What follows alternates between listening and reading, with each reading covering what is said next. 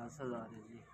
10,000 आया जी। ਅਸੀਂ ਹਰ ਵਕਤ ਤੁਹਾਡੀਆਂ ਦੁਆਵਾਂ ਕਰਦੇ ਰਹਿ ਜਾਂਦੇ ਹਾਂ, ਮੇਰੇ ਬੱਚੇ ਵੀ ਕਰਦੇ ਰਹਿ ਜਾਂਦੇ। ਮੈਂ ਵੀ ਦਵਾਈ ਲੈਣਾ, ਬੱਚਿਆਂ ਦਾ ਰਾਸ਼ਨ ਵੀ ਲੈਣਾ।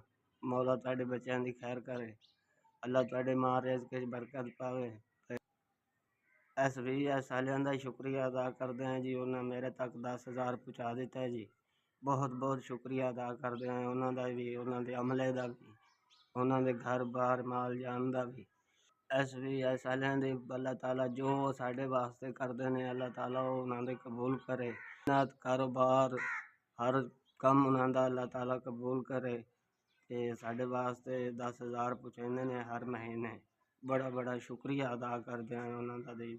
SVS ਵਾਲਿਆਂ ਦਾ ਵੀ। ਬੱਚਿਆਂ ਦਾ ਜੀ ਰਾਸ਼ਨ ਲੈਣਾ ਹੈ, ਆਪਣੀ ਦਵਾਈ ਲੈਣੀ ਹੈ ਜੀ, ਅਤੇ ਬੱਚੇ ਹਨ ਖਾਣ ਦਾ ਘਰ ਰਾਸ਼ਨ ਨਹੀਂ ਆਉਂਦਾ। ਬੜਾ ਸ਼ੁਕਰੀਆ ਅਦਾ ਕਰਦੇ ਹਾਂ ਇਹਨਾਂ ਦਾ ਜੀ, ਅਤੇ ਸਾਡੇ ਬੱਚਿਆਂ ਦੀ ਖਿਦਮਤ ਹੀ ਕਰਦੇ ਹਨ।